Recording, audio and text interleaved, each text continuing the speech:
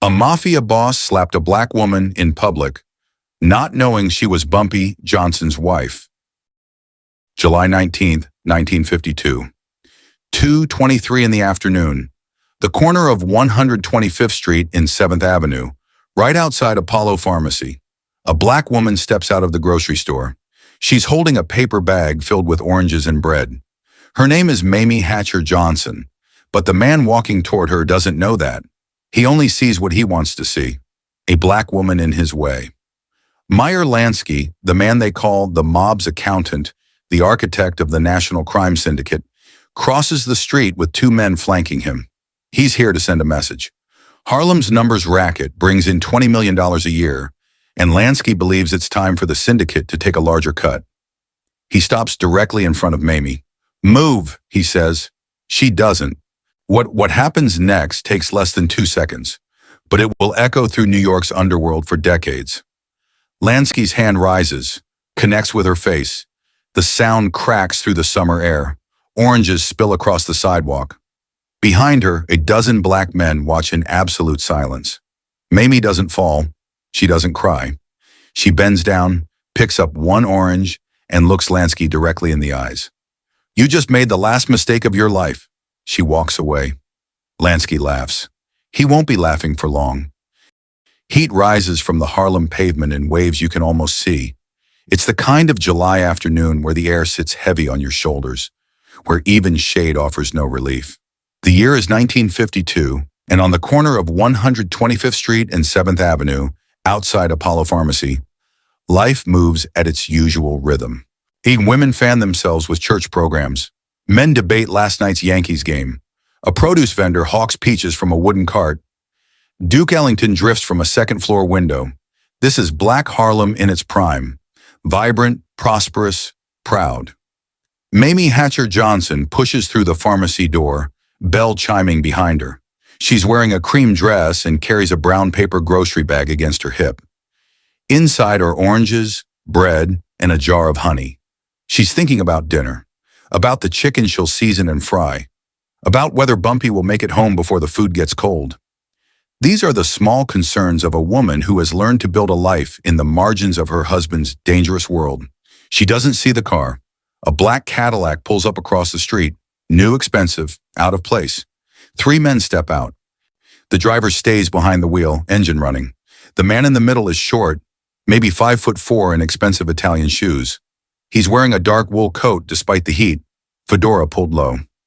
Lansky, the accountant. He built an empire by understanding that real power doesn't wear a gun.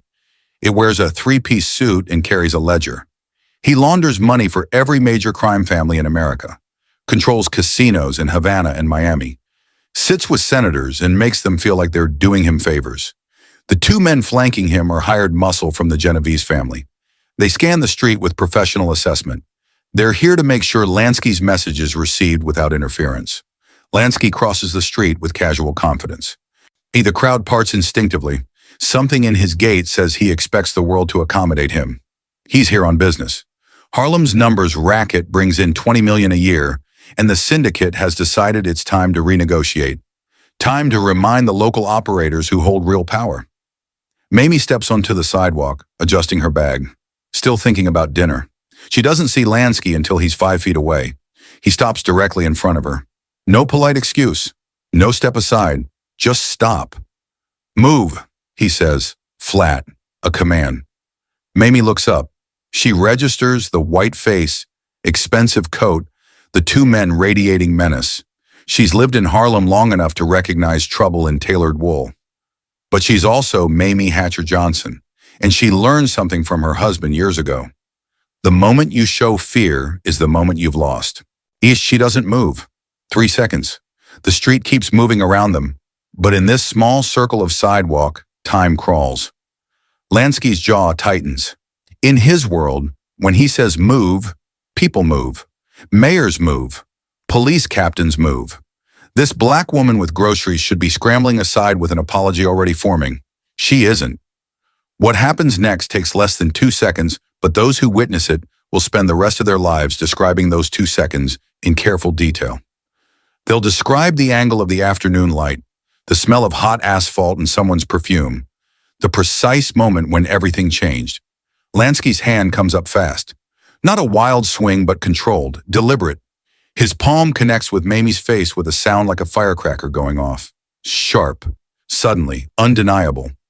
The brown paper bag drops. Oranges tumble out, rolling across the sidewalk. One rolls into the gutter, another stops against someone's shoe. The bread lands flat. The honey jar doesn't break. Behind Mayme, the street goes silent. Not empty room silence, but the heavy, pressurized silence of a dozen people holding their breath. The produce vendor cuts off mid-sentence. A man getting his shoes shined looks up. 3 teenagers freeze mid-laugh. Mayme doesn't fall, don't cry out, doesn't even touch her face, though there's already a red mark blooming. Instead, she kneels slowly and picks up one orange. Just one. She holds it like she's weighing something important. Then she stands and looks Lansky in the eyes. Her voice is quiet, conversational, but it carries. You just made the last mistake of your life. No threat in her tone, no anger, just fact. It delivered with the calm certainty of someone reading tomorrow's weather. She adjusts the bag, turns, and walks away. Not hurrying, not looking back. Her heels click in a steady rhythm that feels like a countdown. Lansky watches her go, then smirks at his men. To him, this is over. Point made. He's already thinking about Miami, the casino deal, the numbers that need balancing.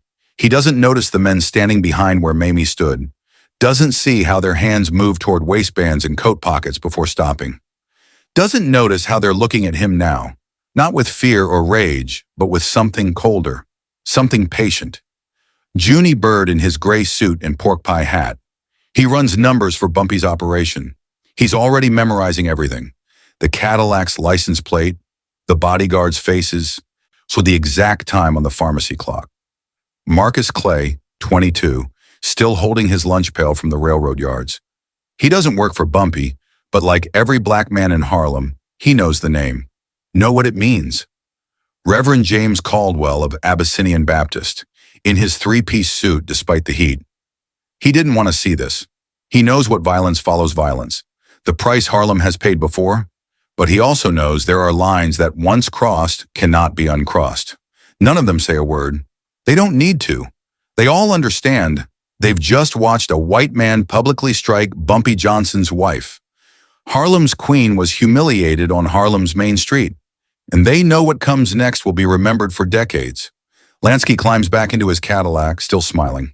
The car pulls away, merges into traffic, disappears. He's already forgotten the encounter. The street begins moving again.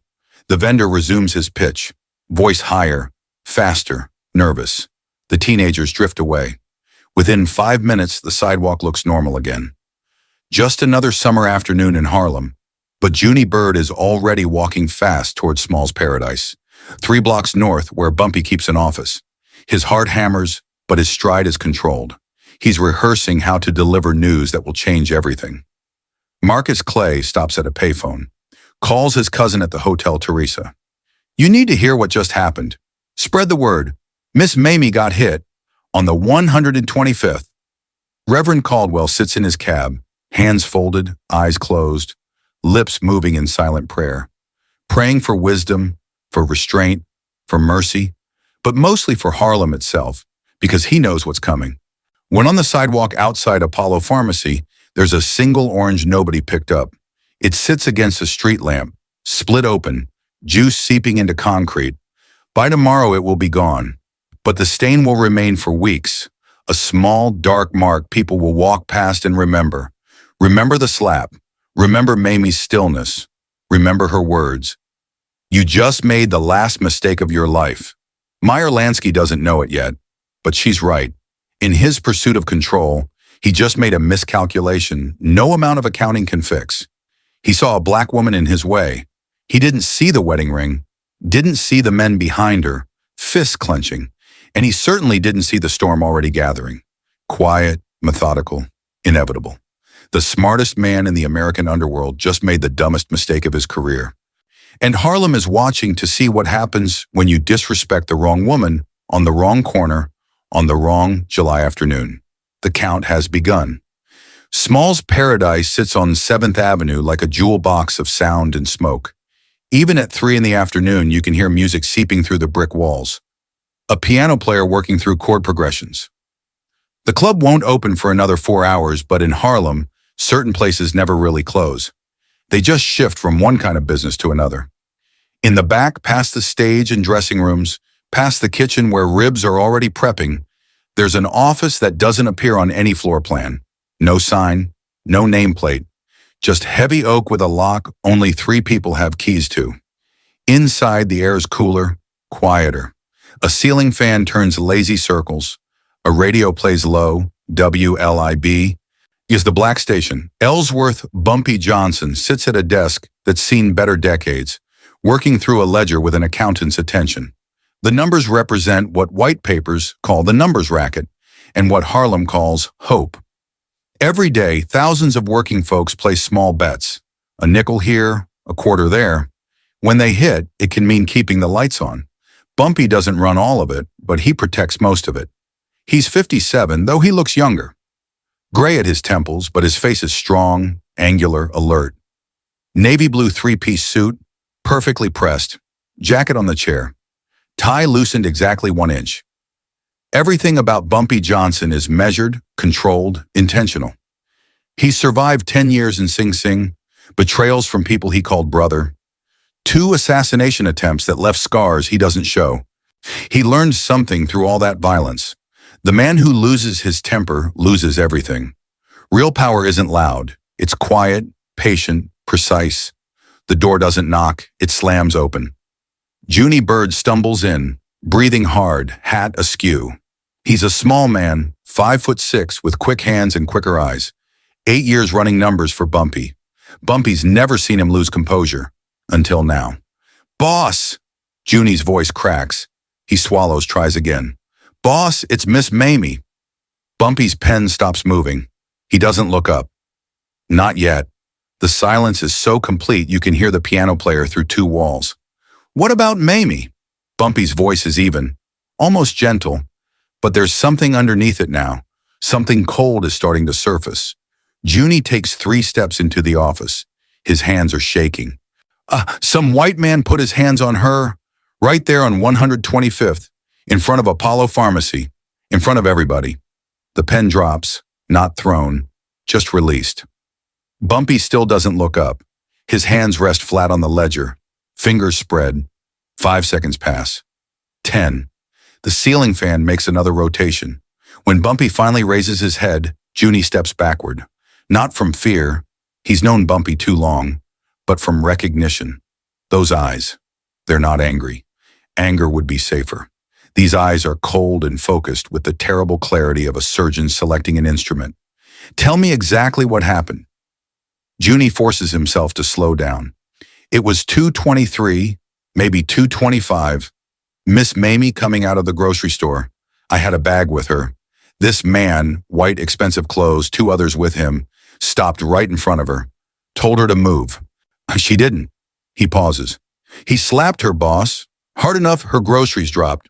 Oranges everywhere. Something flickers across Bumpy's face. Something quieter and more dangerous than rage. And then, Miss Mayme, she bent down, picked up 1 orange, looked him dead in the eye, said, "You just made the last mistake of your life." Then she walked away. Didn't run, didn't cry, just walked. Bumpy nods slowly, like Junie just confirmed something he already knew. The man who hit her, you see his face? Yeah, boss. I was maybe 10 feet behind her when it happened. Got a good look at all 3 of them. The car too.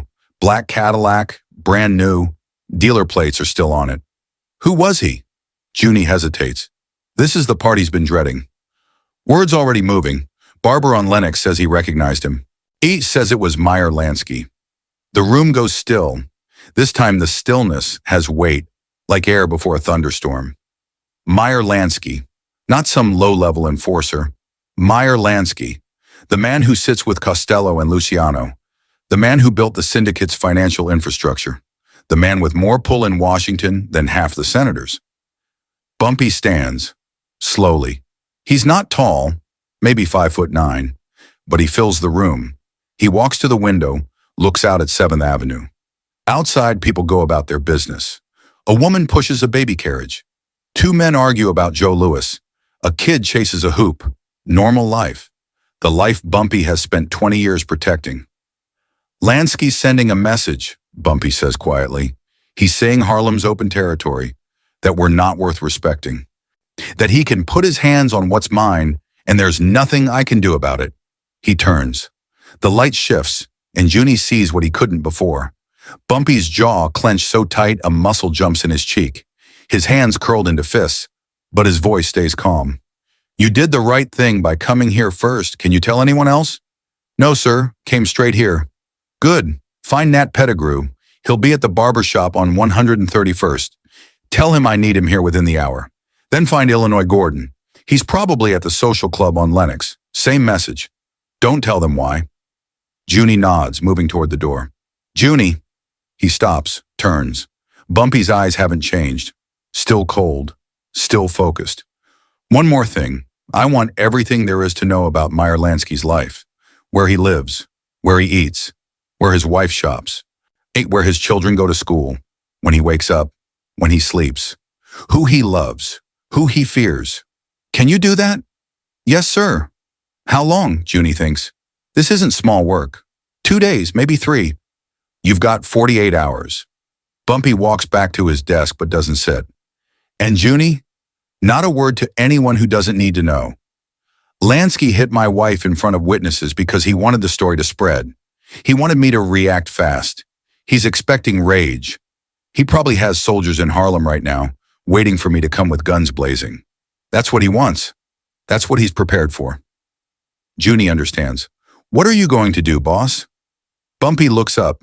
For the first time since Junie walked in, something like a smile crosses his face. But it's not warm. It's the smile of a chess player who just saw the winning move 20 steps ahead. I'm going to give him something he's not prepared for. I'm going to show him the difference between power and violence. But first, I need information. Knowledge is the knife that cuts deepest, Junie. Remember that. Junie nods and leaves, pulling the door closed. His footsteps fade. Bumpy stands alone, still as a statue. Outside, Harlem continues. Someone laughs. A car horn honks. The piano player hits a run of notes. Inside, Bumpy Johnson is doing something he hasn't done in years, considering all the ways he could kill a man and choosing to do none of them.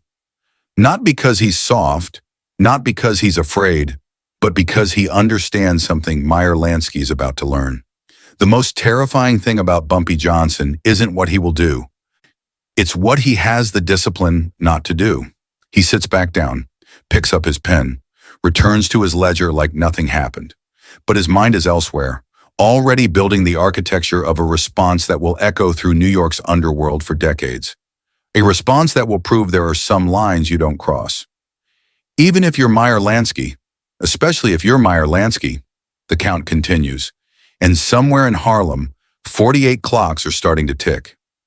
Within an hour, Nat Pettigrew and Illinois Gordon are in Bumpy's office. The door's locked. The radio is off. These conversations happen in silence. Nat is older than Bumpy by 5 years, with silver hair and the calm of a man who's seen every kind of trouble and walked away. He's been running policy numbers since before Bumpy wore long pants. When you need to know who's connected to whom, you ask Nat Pettigrew. Illinois Gordon is younger, maybe 40, built like a boxer who never stopped training. He came up from Chicago in 47, smart enough to avoid fights, dangerous enough to win them when he can't. He's Bumpy's eyes and ears in places Bumpy can't go. Bumpy doesn't waste time. Mayme got hit today on the 125th by Meyer Lansky. The silence is absolute. They both understand what this could trigger. I need to know everything about him, Bumpy continues. Not the legend, the man, 48 hours. Nat pulls a notebook from his pocket. Meyer Lansky, born Meyer Sucholjansky in Grodno, Russian Empire, July 4th, 1902. Came through Ellis Island in 1911. Father worked at a tool shop on the Lower East Side. Bumpy listens. This is what he needs. Facts, not gossip. The name came later. Kids couldn't pronounce Sucholjansky. He met Lucky Luciano around 1918. Teenagers running dice games, protection rackets. But Lansky was different. While others spent money on clothes and women, he saved, planned, and thought 5 years ahead. Illinois leans forward. What made them successful?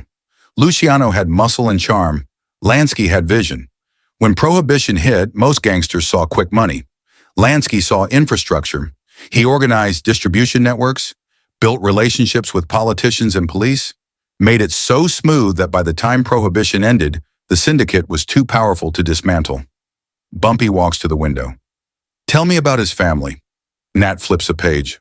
First wife was Anna Citron, married young, 3 kids, messy divorce in 47. He married Teddy Lansky 2 years later, 20 years younger, former manicurist from Brooklyn. They live in Miami now, though he travels constantly. Children? 3 from the first marriage, Buddy, Paul, and Sandra. But Buddy, Nat pauses, Buddy is special to him. Born with cerebral palsy, 30 years old, will never be independent. Lansky's poured money into specialists, treatments. It's the one crack in the armor. Where does Buddy live? Miami, with Lansky and Teddy. Full-time nurse. They rarely take him out. Lansky's paranoid about it. Paul? West Point graduate, Army officer, wanted distance from the family business. Lansky respects that. Illinois speaks up. His operation now? Casinos, Havana, Las Vegas. Partners with Batista in Cuba. Printing money. And he's still the banker for all 5 families. Every major deal, the money flows through Lansky's accounts. He launders it clean, takes his percentage. That's his real power. Not soldiers, not territory, information and money. Bumpy sits back down. What's his weakness? Nat considers this. He's careful, never carries a gun, never personally involves himself in violence. The FBI can't touch him if his hands stay clean. Dewey tried in the 30s. Nothing stuck. Kefauver hauled him before the Senate last year. He took the 5th and walked. That's not what I asked. What's his weakness? Nat meets Bumpy's eyes. His family, specifically Buddy. Lansky knows the boy will never have a normal life. It eats at him. Men who've worked with him say he's cold as ice about business. But mention Buddy and he becomes a father, not a gangster. Illinois adds, that's unusual. Hanabi, most of these guys keep family and business separate. Lansky can't hide it when it comes to Buddy. Bumpy stands, focused now.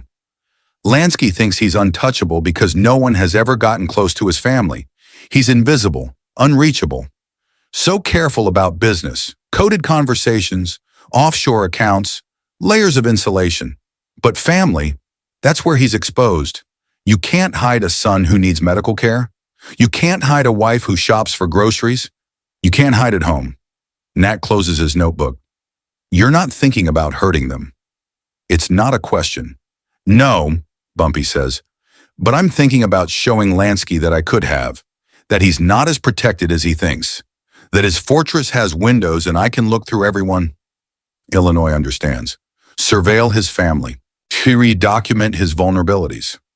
More than that, I want to know everything. Their routines, habits, schedules. Where Buddy goes for therapy, where Teddy gets her hair done. I want to build a map of Meyer Lansky's private life so detailed that when he sees it, he'll understand he was never safe. He just thought he was. The room goes quiet. What Bumpy is proposing isn't violence. It's something more sophisticated and more terrifying.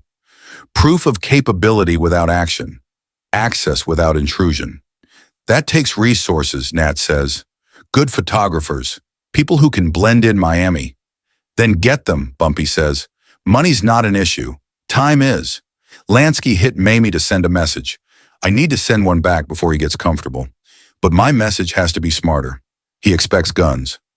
That's what every other black operator would do. Get emotional, get violent, get destroyed by the syndicate. That's what he's counting on. So instead, I show him real power isn't loud. It's quiet, patient. It's reaching into his world and touching the people he loves without raising a hand. When he realizes I could have done anything and chose to do nothing, that's when he'll understand who he's dealing with. Nat nods slowly. Ruthless, but brilliant. You're making him feel what Mayme felt.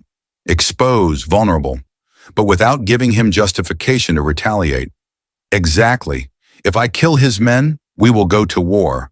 If I burn his businesses, we go to war. But if I hand him photographs of his wife at the market and his son at the doctor, what can he do? I haven't broken laws. I haven't hurt anyone.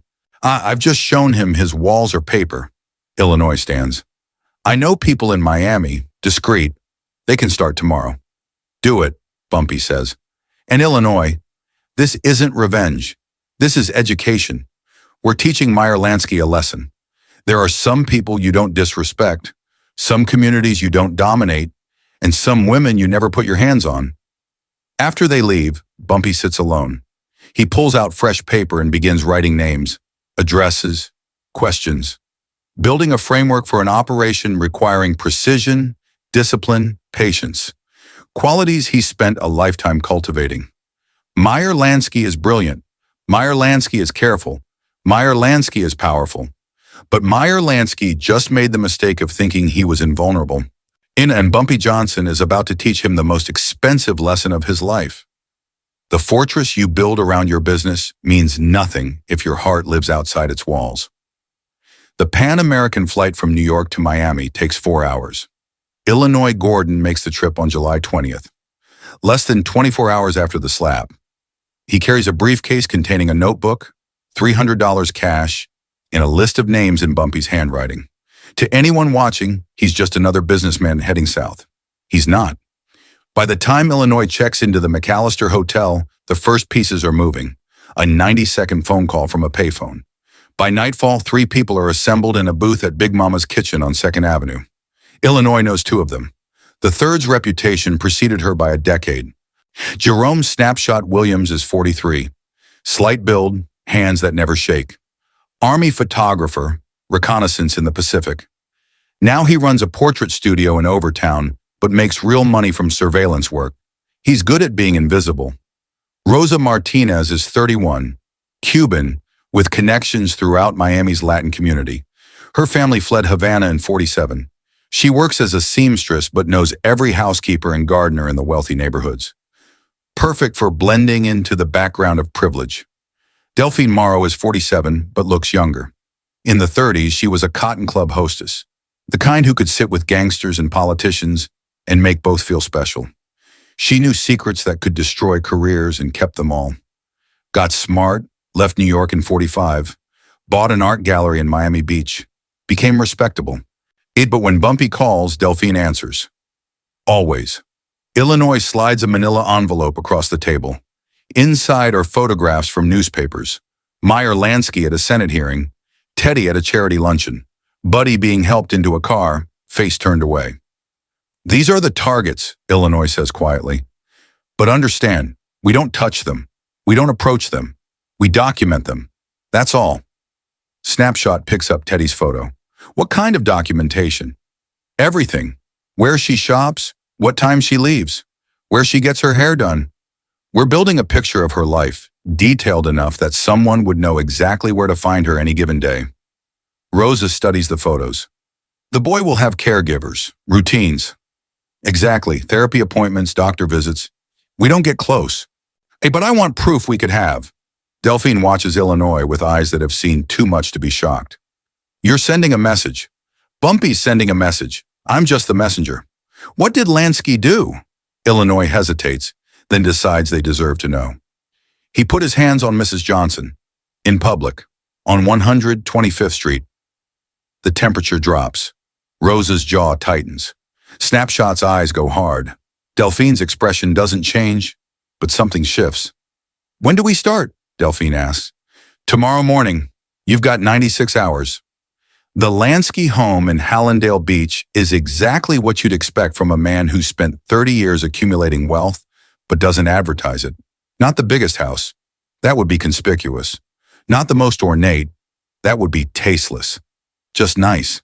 2 stories. Spanish style. Well, painted sand-colored. A stranger wouldn't look twice. But Snapshot looks. And what he sees is a fortress pretending to be a home. Hurricane shutters that are actually reinforced steel. Clear sight lines in every direction. Neighbors close enough for safety, far enough for privacy. And there's always someone watching. a gardener who spends too long on the same hedge, a curtain moving in an empty window next door. Lansky has protection, the kind you don't notice unless you're looking. Snapshot starts Thursday morning from inside a bread delivery truck parked 3 houses down. Rosa arranged it. Her cousin drives for a bakery. The truck sits for 20 minutes while Snapshot, behind a false partition, photographs the house through a modified side panel. Telephoto lens, high-speed film, every shot is calculated. At 9:17 a.m., the front door opens. Teddy Lansky emerges in a light blue dress, carrying a small handbag. Behind her, a heavy-set chauffeur follows. They get into a black Cadillac. Snapshot photographs the license plate, the time, the direction they turn. The truck follows at a careful distance. Teddy's routine is precise. Every Thursday morning, Bernard's Salon on 163rd Street. 90 minutes for hair, nails, and conversation with other wives. Rosa is already inside getting her nails done at the next station. She doesn't stare, doesn't engage, just listen. While she listens, Snapshot is across the street, camera hidden in a shopping bag, photographing the entrance. The chauffeur waiting, the clock showing the time. They don't need these photos to prove Teddy exists. They need them to prove they were there. Anna, that they could have done anything and chose not to. Friday, 2 p.m., a white station wagon pulls up. A nurse in her 40s goes inside, emerging helping a young man walk slowly down the steps. Buddy Lansky is 30, but cerebral palsy has made his body a cage. His movements are stilted, jerky. His left arm draws tight against his chest, but his eyes are alert, intelligent, trapped but aware. Snapshot photographs from a plumber's van. Rosa borrowed, the careful assistance, Buddy's slow progress, the patience required just to get from door to car. They follow to the Rehabilitation Institute in Miami Shores. Buddy goes inside for physical therapy. 3 times a week, every week for years. Snapshot documents the building, the entrance, the time. He gets one shot through a ground floor window. Buddy working with a therapist, a face concentrated, determined, trying so hard to make his body cooperate. Snapshot takes the shot and feels something uncomfortable twist. This isn't a gangster. This is a sick kid who never asked for this world. But the job isn't about judgment. It's about documentation. Saturday and Sunday bring more documentation. Delphine establishes herself at a cafe near the post office and accidentally befriends a Lansky neighbor, an older woman whose husband made money in textiles. Over coffee, Delphine learns the Lanskys are quiet, private. Meyer is gone often. They never have loud parties. There's a nurse in a cottage behind the house. Poor Buddy never had a chance at a normal life. Such a shame. Delphine agrees, asks no direct questions but learns everything needed. By Sunday evening, 147 photographs. Teddy at the salon, Edie grocery store, temple, Buddy at therapy, the house from 6 angles, the nurse's cottage, the chauffeur's schedule, the neighbor's dog that barks every morning at 7. Illinois reviews every photograph in his hotel room, spreading them across the bed chronologically. What he sees is the complete map of a family's life, intimate, detailed, undeniable. Proof that the invisible man's family is anything but invisible. Proof that Meyer Lansky's fortress was built on sand. He gathers the photographs, pays the team in cash, thanks them for work that can never be acknowledged. They nod, understand, disappear back into their lives. Monday morning, Illinois boards a flight to New York. The photographs go with him in a leather portfolio that will become a weapon without ever firing a shot. Operation Mirror is complete. Now comes the reckoning. The hardest thing about surveillance isn't the waiting. It's knowing one mistake, one glance held too long, one movement too sudden, can collapse everything. Snapshot Williams learned this in the war, photographing Japanese positions from Okinawan hillsides. The camera doesn't care if you're scared. It only cares if you're steady. Friday afternoon, Temple Beth El on Washington Avenue. Teddy Lansky arrives at 3:45 p.m. in the black Cadillac. Snapshot is already positioned across the street on a bench with a newspaper and a tourist camera around his neck. Guayabera shirt, straw fedora pulled low. Just another retiree enjoying the afternoon. The Leica M3 hidden inside his newspaper bag tells a different story. Teddy emerges wearing a modest dress, hair covered with a scarf, carrying a prayer book. There's something in her posture. Not fear exactly, but awareness. She's learned to move carefully, knowing her husband's enemies are always watching. Except today, watching has a different purpose. Snapshot's finger moves. The camera clicks, nearly silent. Teddy on the steps. Teddy entered. The Cadillac at the curb. The chauffeur lit a cigarette. Every detail is ammunition. Inside, Rosa Martinez sits 3 rows behind Teddy. She's done her homework, knows when to stand, when to sit. Dark dress, covered hair. Her purse holds a Minox subminiature camera in its false bottom, the kind intelligence services use. Rosa doesn't photograph Teddy directly. Instead, she captures the prayer book, the pew number, and the memorial plaque Teddy touches.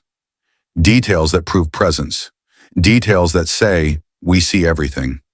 When the service ends, Snapshot is beside an ice cream cart a block away, eating a popsicle, watching through the long lens as Teddy emerges, speaks with another woman, and returns to the Cadillac.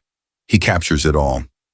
Later, developing the film, Snapshot will think about his own mother going to church every Sunday in a dress she ironed the night before.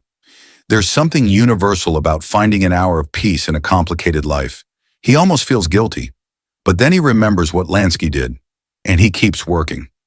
Saturday morning brings a different challenge.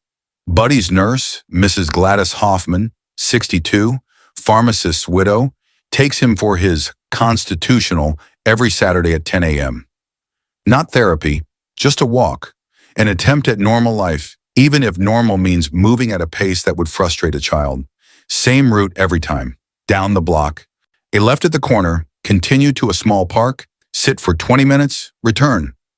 Mrs. Hoffman holds Buddy's arm the entire time, patient and steady. Sometimes they stop so he can watch children playing. This surveillance makes Snapshot hesitate. A man who needs help walking, a nurse who clearly cares. There's nothing sinister here. But the job isn't about what's deserved, it's about what's necessary. He photographs from a parked car, Rosa's cousin's vehicle. Camera mounted behind the dashboard, lens through the space where the radio should be. Buddy's halting gait, Mrs. Hoffman's supporting hand, the bench, the route. Technically perfect. Every photograph is proof, not of wrongdoing, but of access, of vulnerability, of the illusion that privacy exists. Sunday afternoon changes everything. Paul Lansky, Meyer's other son, the Army officer, and the one who escaped, is home on leave. At 2:30 p.m., he comes out wearing civilian clothes, carrying a baseball glove. Down the street, neighborhood kids are playing stickball. Paul walks over, asks if he can join. The kids recognize him from previous visits. Sure, Mr. Lansky, first base. Snapshot isn't there for this one. Delphine is. She's on the screen porch of a house she rented for the week. Told the owner she needed quiet for her gallery's books. Perfect sightline to the empty lot. Glass of lemonade, a notebook, and a telephoto lens that could count baseball stitches from 200 yards. She watches Paul play with the kids, watch him laugh at a good hit, watch him show a younger boy how to hold the bat. He's 26 and trying hard to be normal, to be something other than Meyer Lansky's son. Delphine photographs it all. Not because Paul is guilty of anything. He's probably the most innocent person in the family. But that's precisely the point. Innocence doesn't protect you when your father makes enemies. The photographs accumulate like evidence. Each time-stamped, location marked, cataloged. Illinois maintains a master file, organizing by date and subject. By Sunday evening, he knows Teddy shops, Tuesday and Friday mornings. Prefers the kosher butcher on 41st. Buddy's therapy lasts exactly 45 minutes. Mrs. Hoffman reads romance novels during lunch at 12:30. Paul plays first base when he's home. The detail is suffocating, comprehensive, undeniable. But the real genius is what the photographs don't show.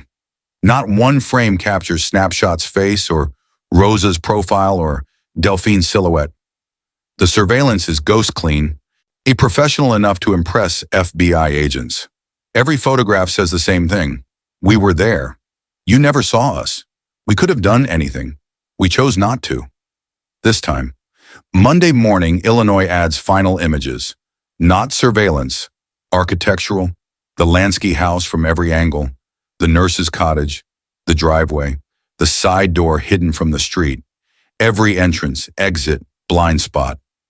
Rosa obtained the floor plan from the county assessor's office. Public record. But combined with exterior photographs, it transforms documentation into threat.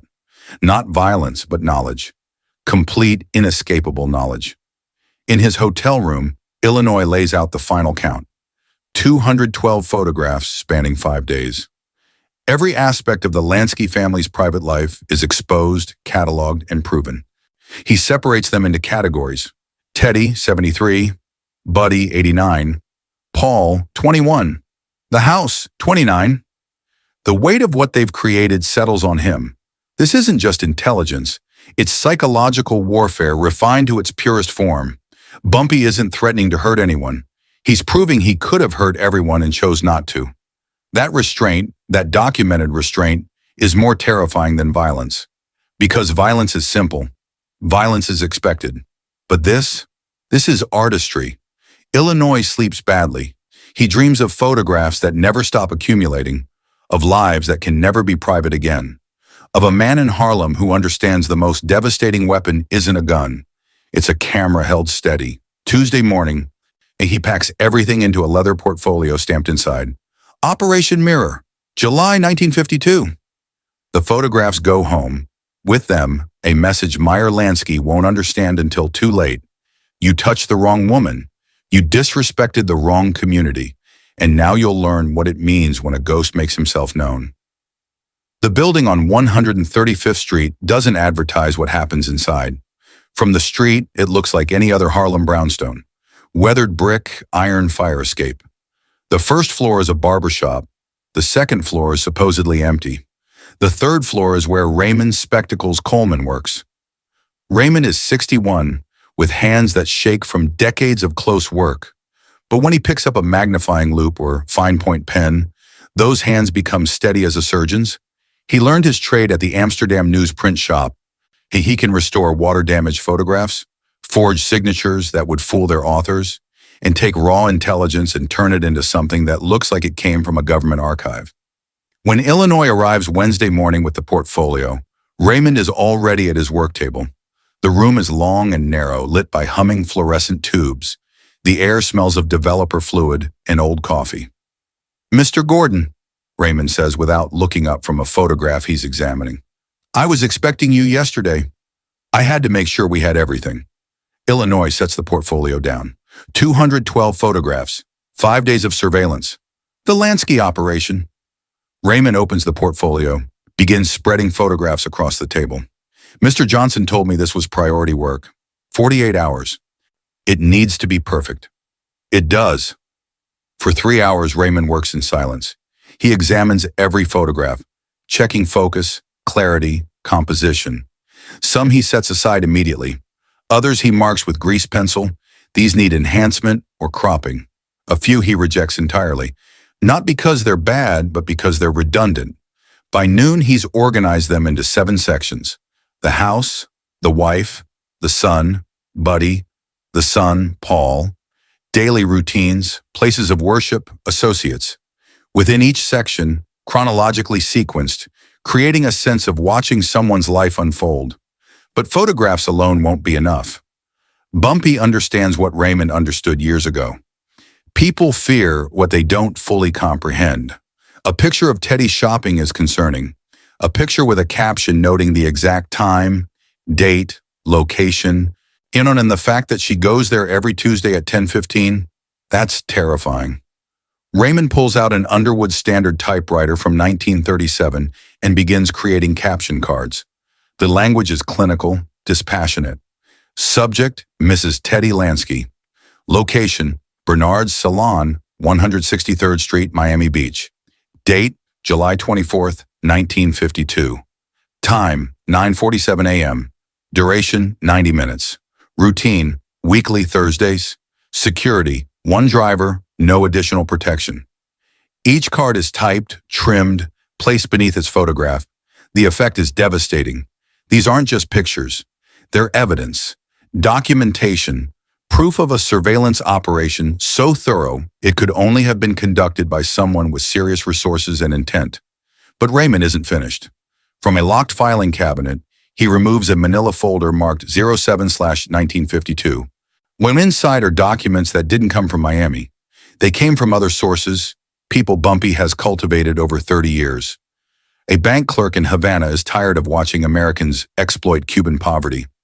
A bookkeeper in Las Vegas who doesn't appreciate how men like Lansky give Jews a bad name. A New York lawyer who owes Bumpy a favor that can never be repaid in money. The documents are photocopies, crude, grainy, but readable. Account numbers for offshore banks, wire transfer receipts, names of shell corporations, a ledger showing payments to a Havana police captain. Nothing that would hold up in court, but that's not the point. The point is, these documents exist, that someone got close enough to photograph his secrets. Raymond integrates them strategically. After daily routines, with a page showing Banco Nacional de Cuba with $847,000 under Caribbean Holdings Limited. After places of worship, a wire transfer receipt, $50,000 from that Cuban account to a Miami Beach company whose business address is Lansky's home. The message? We see everything, not just your family, your money, your secrets, the architecture of your entire criminal empire. By Thursday afternoon, Raymond is ready for the final step, binding. This isn't a job for glue and staples. This requires leather and gold leaf and craftsmanship that makes something look official, permanent, undeniable. The leather has been prepared, black calfskin, butter soft, the kind used for expensive Bibles and law books. He cuts it to size, scores the spine, and prepares the boards. The photographs are mounted on heavy cotton paper. Each page is separated by glassine to prevent transfer or damage. The binding takes 6 hours. Raymond's hands don't shake once. When he finishes, what sits on his work table weighs nearly 4 pounds and looks like it belongs in a library special collection. Plain cover, no title, no embossing. But when you open it, what you see is power, control, the complete dismantling of a man's privacy. Raymond makes only one marking, inside the front cover, in gold leaf so small you might miss it. Operation Mirror, July 1952. Friday evening, Bumpy's office at Small's Paradise. The club is opening in an hour. You can hear the band doing sound check, the kitchen prepping. But in the back office, door locked, lights low, there's only silence. Raymond delivers the dossier personally, carrying it in a cloth bag like something sacred. He sets it on Bumpy's desk without a word, nods once, and leaves. Bumpy sits alone. The desk lamp casts yellow light. Outside, Harlem is getting ready for Friday night. But in this room, the only sound is pages turning. Bumpy opens the album. First page, the Lansky house. 6 photographs, different angles, different times. Beneath each, clinical captions, primary residence. 2 stories, approximately 2,800 square feet. Reinforced shutters. Secondary structure, nurse's cottage, located rear. He turns the page. Teddy, emerging from the temple, at the salon, at the grocery store. Each image is more intimate. Each caption is more detailed. By the 3rd page, you could write her weekly schedule without ever meeting her. He turns the page. Buddy. Being helped down steps. Walking with Mrs. Hoffman. On the park bench. Working with his therapist, face concentrated. There's something almost cruel about these photographs. Not because they're violent, but because they expose vulnerability that should be private. Bumpy's jaw tightens, but he keeps reading. Paul playing stickball. Laughing. Teaching a kid how to swing, trying to be normal, the Caribbean accounts, the wire transfers, the shell corporations, the hidden names, page after page after page. When Bumpy reaches the end, the final photograph showing the house at dusk, lights in windows, station wagon and driveway. He sits for a long moment without moving. Then he closes the album. The leather makes a soft sound, like a book closing in a library. Bumpy sits back. His eyes are distant, calculating. In his mind, he's already 3 moves ahead, seeing Lansky's face. It's seeing the commission's reaction when they understand that a black operator from Harlem just did the impossible. He reaches for the phone, dials from memory. 2 rings. It's done, Bumpy says quietly. You can make the delivery. He hangs up, leans forward, opens the album again to a random page, Teddy at temple, head bowed in prayer, and studies it under the lamp. Perfect, he says to the empty room. Just one word, but it contains multitudes. Satisfaction, vindication, the cold certainty that comes from knowing you've created something that will change the game forever. The dossier sits on his desk, innocent and lethal, a weapon that fires no bullets but destroys just as completely.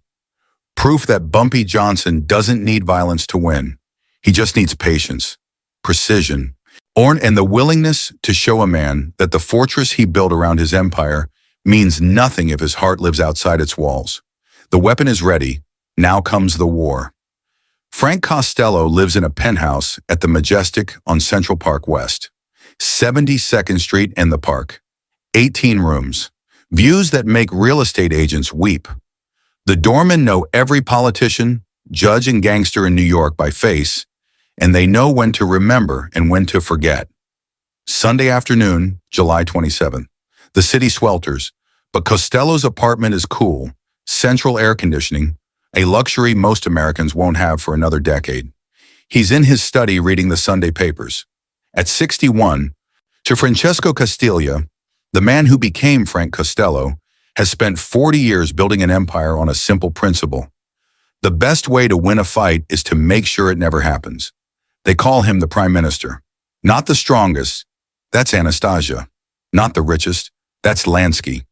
But when families have disputes, when territory needs dividing or wars need preventing, they come to Frank Costello, the diplomat, the man who makes everyone walk away feeling like they won.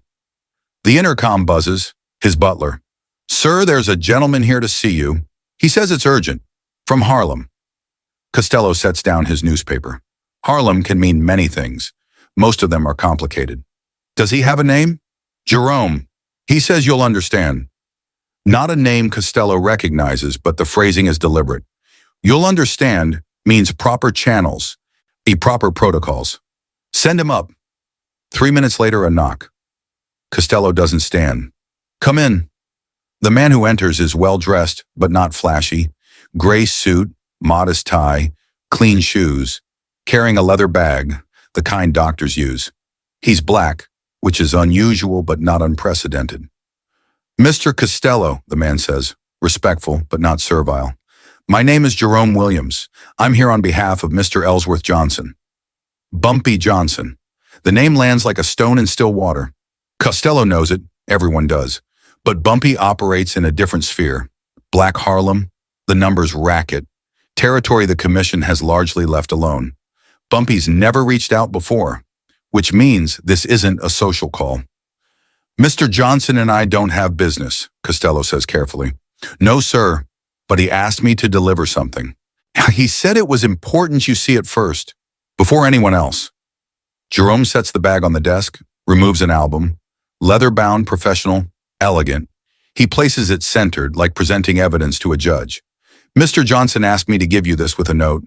Jerome pulls a white card from his pocket, places it on the album, steps back, hands clasped, waiting. Costello reads the note first. 9 words. "I could have, I didn't, I still can." No signature, no explanation. Costello picks up the album.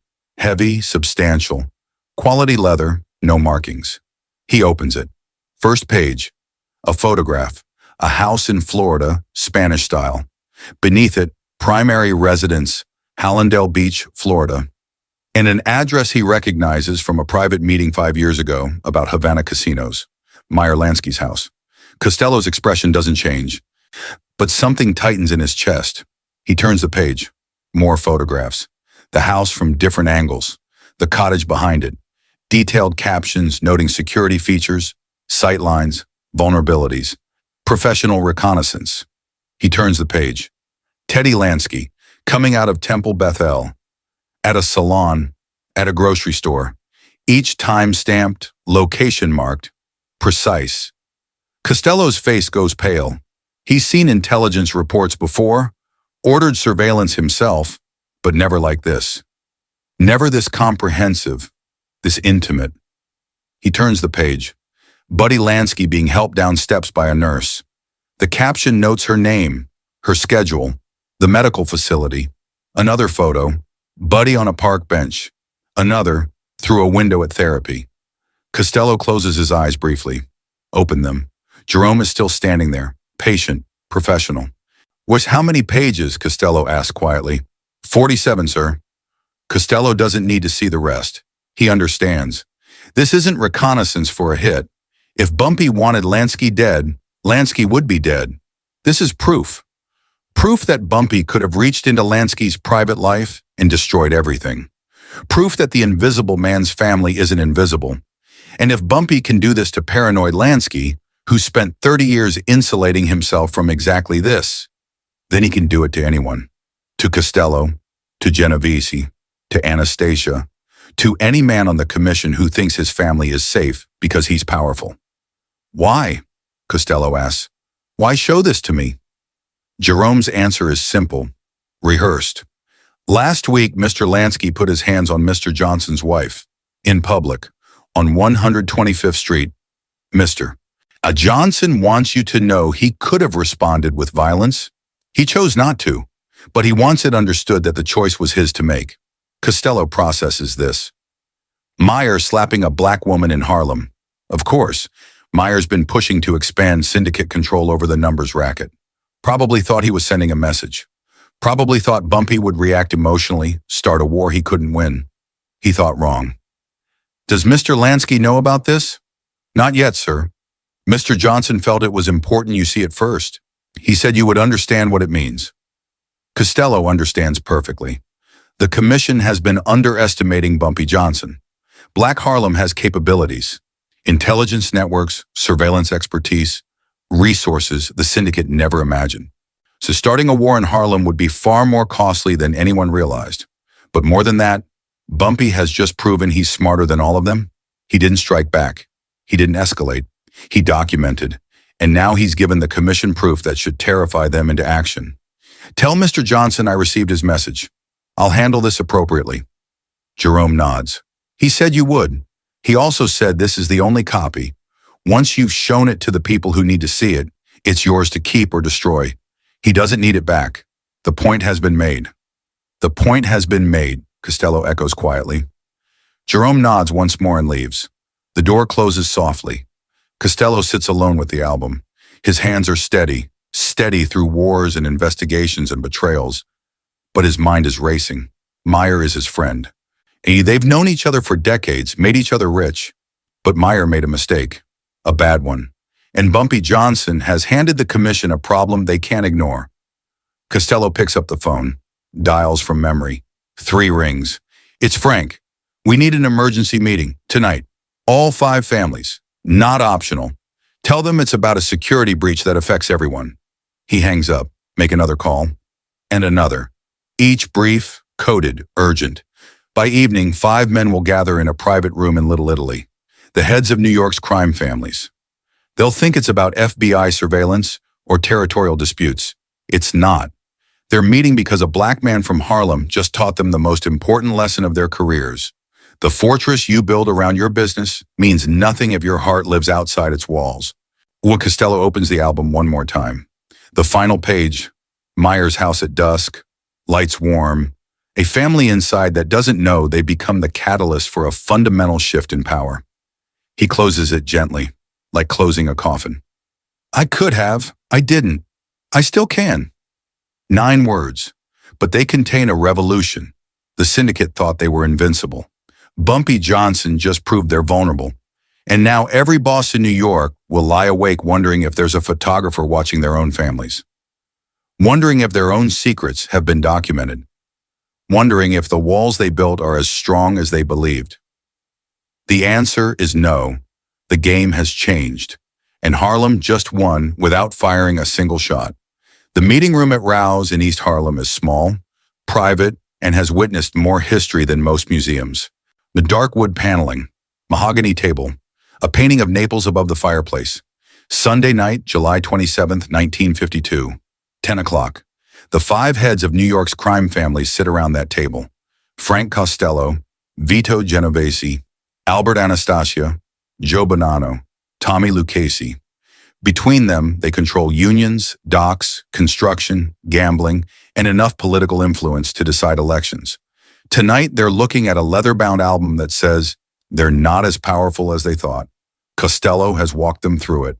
Showed Teddy at the salon, Buddy at therapy, Paul playing stickball, the house from every angle, the financial records, the timestamps, the suffocating detail. Anastasia speaks first. His voice was rough, Brooklyn accent thick. Is this real? You verified this? I made calls, Costello says quietly. Nye, in every detail checks out.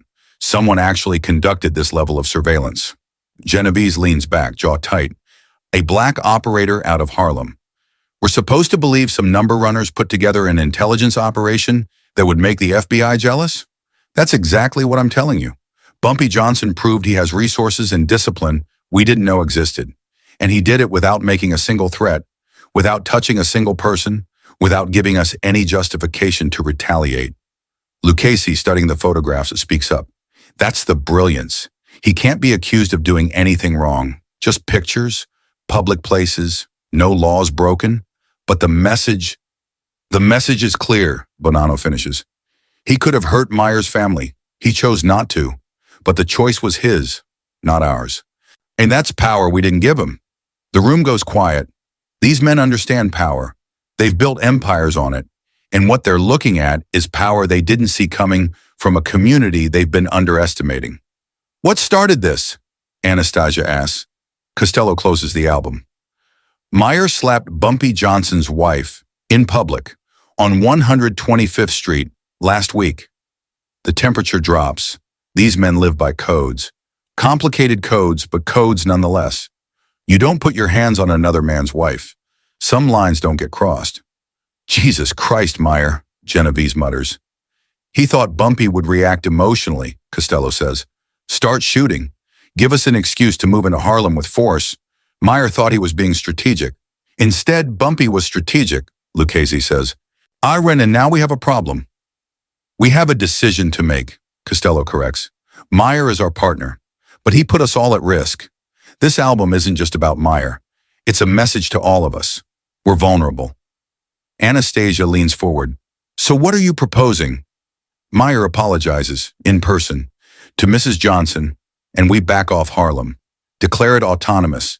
The numbers racket stays under black control. You want us to bow to Harlem? Genovese's voice is dangerous. I want us to acknowledge reality. We can go to war with Harlem. We'd probably win. But at what cost? How many FBI investigations? And most importantly, how many of our families become targets? Because that's what Bumpy just proved he can do. The room is silent. They all see it. The terrible logic. Meyer made a mistake. Bumpy responded with something more dangerous than violence. Proof that their families aren't safe. Take a vote, Costello says. Meyer apologizes and we leave Harlem alone. Or we go to war. All in favor? 5 hands go up. Unanimous. Because they're smart enough to recognize when they've been outplayed. Costello picks up the phone. Meyer, it's Frank. You need to come to Rouse, now. 20 minutes later, Meyer Lansky walks in, dressed impeccably, looks calm, but there's something in his eyes when he sees the 5 bosses, all watching him with expressions that aren't quite hostile, but aren't friendly. What's this about? Costello pushes the album across the table. Open it. Meyer opens it. See his house, see Teddy, see Buddy. His face doesn't change. He's too disciplined, but his hand tightens on the edge. A small tell. When he turns pages in silence. When he reaches the end, he closes it carefully and looks up. How? Just one word, but it contains everything. Bumpy Johnson, Costello says. After you put your hands on his wife. Something flickers across Meyer's face. Not quite shame or fear, but close to both. He's the smartest financial mind in organized crime, but he never calculated for this. The commission has reached a decision, Costello continues. You're going to apologize to Mrs. Johnson, in person, and we're declaring Harlem autonomous. No more expansion into the numbers racket. Meyer's jaw tightens. You're asking me to... We're not asking, Anastasia cuts him off. You made a mistake, Meyer. Now you're going to fix it. Meyer looks around the table. 5 sets of eyes, no sympathy, no support, just cold pragmatism. The business says this is how it has to be. When? He asked quietly. Tomorrow, 2 o'clock, Sugar Ray's Social Club on 124th Street. Mrs. Johnson will be there. You will apologize. You will mean it. And then you will leave Harlem and never disrespect that community again. Mayme nods once. He's seen the photographs. He knows what they mean. He's been outplayed by someone he underestimated. The lesson is bitter, but it's learned. Monday, July 28th, 1952. 2 o'clock. Sugar Ray's Social Club on 124th Street is modest, but it's neutral ground, respected by everyone in Harlem. Lansky arrives in an unmarked car. No bodyguards, no show of force. Just him and a driver who stays outside. Inside, the front room has been cleared. A small table with 2 chairs. Mayme Johnson sits in one. She's wearing a simple but elegant dress, pearl earrings and hair done beautifully. She looks like she's come to a business meeting, which she has. Bumpy stands near the wall, arms crossed, silent. This isn't his moment, it's hers. Mayme enters, removes his hat. He's negotiated with presidents, stared down FBI agents. But standing before this black woman in this Harlem social club, he feels something he hasn't felt in 30 years. Uncertainty. He sits across from Mayme. She doesn't speak. Just look at him with eyes that have seen too much to be impressed by expensive suits. Mrs. Johnson, Mayme begins. His voice is steady but quiet. I owe you an apology. What I did last week, putting my hands on you, was wrong. Disrespectful, inexcusable. I let arrogance cloud my judgment. I treated you in a way no woman should ever be treated, and I apologize. Mayme doesn't respond immediately. She lets the silence stretch. Let Mayme sit in it. Let him feel the weight of what he's done and what he's been forced to do. Then she speaks. Her voice is calm, measured, and steel underneath. I accept your apology, Mr. Lansky. But let me be clear. The only reason you're sitting here is because my husband showed you that respect isn't given because of power. It's given because it's deserved. You disrespected me. You disrespected Harlem. And you learn those things come with consequences. She stands. Mayme automatically starts to stand. It's what you do when a lady leaves. But she holds up one hand. Stay seated. He sits. Don't let it happen again, Mayme says. Then she turns and walks out, head high, leaving Mayme Lansky sitting alone. For 60 seconds, Mayme doesn't move. Just sits there, staring at the empty chair. Outside, Harlem continues. Music playing, people talking, children laughing. But Mayme Lansky will never forget this moment, when the most powerful financial mind in organized crime had to apologize to a black woman in Harlem. When he realized that all his intelligence, connections, and protections meant nothing against a man who understood that true power isn't about what you will do, it's about what you won't do, even though you could. Mayme stands, puts on his hat, walks out. He doesn't look back. Just a lesson learned the hardest way. Some people cannot be bought, intimidated, or underestimated. Bumpy Johnson is one of those people. Harlem has just proven it to the world. The story doesn't travel through newspapers. No headline in the Amsterdam News, no police report, no official record of what happened that July afternoon in 1952. The story travels the way all real stories travel in Harlem, through whispers that move faster than telegrams, through knowing glances between men who understand what cannot be said aloud, through oral history that's been keeping truth alive in black communities for generations. Tuesday morning, the day after Mayme's apology, Willie's barber shop on 132nd Street. 7 chairs all occupied. Heard something interesting happened yesterday, Old Man Green says from his chair. He's 73. He doesn't say what happened. I don't need to. Willie, working his clippers with surgical precision, doesn't look up. Heard that too. Heard it was at Sugar Ray's place. Heard a certain gentleman from downtown had to make a visit, Marcus adds. Ooh, had to say some words he wasn't used to saying? To a lady, Old Man Green emphasizes. A lady who deserved those words. The shop goes quiet. Not uncomfortable silence, but reverent. Everyone knows what's being discussed without it being discussed. Young Tommy, 19 and new to the neighborhood, doesn't quite get it. So what happened? Somebody got shot? Old Man Green turns to look at him. Son, that's exactly what didn't happen, and that's exactly why what happened matters. Sunday service at Abyssinian Baptist Church. Reverend Caldwell doesn't mention it in his sermon. Some things are too delicate for the pulpit. But after the benediction, on the steps, conversations bloom. My cousin works at Sugar Ray's place, Sister Evelyn says. Said there was a meeting on Monday. Anno said a certain man came all the way from Manhattan to speak with Mrs. Johnson. About time someone showed that woman some respect, Sister Dorothy replies, adjusting her hat. Was disgraceful, Sister Margaret finishes, but I heard it's been handled, properly handled. They nod together, silent agreement that justice, however unconventional, has been served. That night at Minton's Playhouse, Charlie Parker is sitting in with the house band. During the break at the bar, the musicians talk. Bumpy did something smart, says Jackson, a trumpet player. Could have lit the whole city on fire, but he thought it through. Made his point without giving the cops an excuse to shut everything down. That's the difference between a thug and a leader, adds Clarence, a bass player. Thug reacts. When the leader calculates.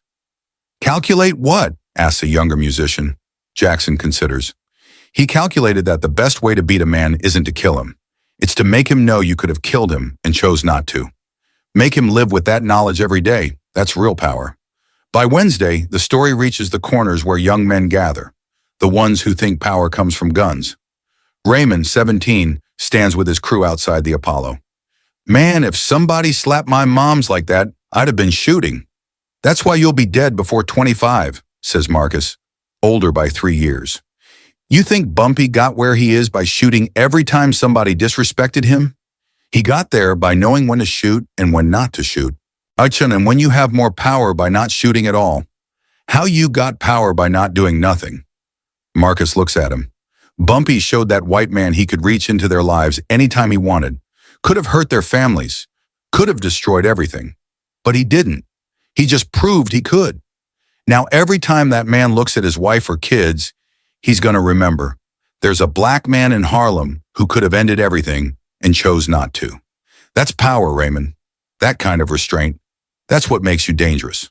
Not the gun in your hand, the gun you choose to leave in your pocket. Raymond is quiet. So Bumpy made Lansky apologize by showing he didn't need to make him apologize? Now you're getting it. The corner of 125th Street and 7th Avenue doesn't change. No plaque, no memorial. The Apollo Pharmacy is still there. The sidewalk is still cracked concrete. But something has changed. People who walk past that corner now, people who know, who heard the story, they walk differently. Heads higher, shoulders straighter, because that corner represents something. The day Harlem proved it couldn't be disrespected without consequence. The day a black woman was wronged and a black man made it right without violence. The day power acknowledged power. Sometimes, late at night, you'll see someone pause at that corner, touch the wall briefly, whisper something, then move on. They're remembering, honoring, passing on the story through ritual, through gesture, through quiet acknowledgement that some places hold history even when history books ignore them. Bumpy Johnson doesn't talk about what happened. He doesn't need to. The results speak for themselves. Harlem's numbers racket stays in black hands. The Italian families don't push. The boundaries are respected. Mayme goes back to her regular life, shopping on Tuesdays and Fridays, hair done on Thursdays, church on Sundays. But people treat her differently now, not with fear, with respect, the kind reserved for people who've been tested and emerged victorious. She doesn't acknowledge the change. She knows what she survived. She knows what her husband did. That knowledge is enough. Years later, the story will still be told, in barber shops, in jazz clubs, in church steps, on street corners and in living rooms. The details will shift. That's what happens with oral history. But the core will remain the same. The lesson will remain the same. A powerful man disrespected a black woman. So her husband responded not with rage, but with intelligence. Not with violence, but with proof that violence wasn't necessary. He showed the most powerful crime syndicate in America that they were vulnerable, that their families weren't safe, that their secrets weren't secret. And then, and this is the crucial part, he let them live with that knowledge. That's mastery, that's artistry. That's the kind of power that lasts not because it destroys, but because it could have destroyed and chose not to. Bumpy Johnson was no saint. Ask anyone who knows him and they'll tell you that. He was a criminal. He broke laws. He hurt people when he had to. He lived in a world of violence and made his living from enterprises that exploited desperation. But he was ours. And in that summer of 1952, he taught Harlem, taught all of us, something that the syndicate, with all their money and soldiers and political connections, never understood. Something that echoes through generations, whispered from father to son, mother to daughter, elder to youth. The most powerful weapon isn't the one you fire, it's the one you choose not to. It's the restraint that comes from discipline, the patience that comes from wisdom, the confidence that comes from knowing you don't need to prove your power because your power proves itself. That corner on 125th Street remembers. Harlem remembers. And those of us who carry the story forward, we remember too. We remember the day Mayme Johnson was struck and didn't fall. We remember the day Bumpy Johnson proved that intelligence beats aggression. We remember the day Harlem forced the syndicate to bow without firing a single shot. We remember because some legends don't die. They just get passed down, whispered, honored, and lived. This is one of those legends, and it will never die. I'll see you in the next one.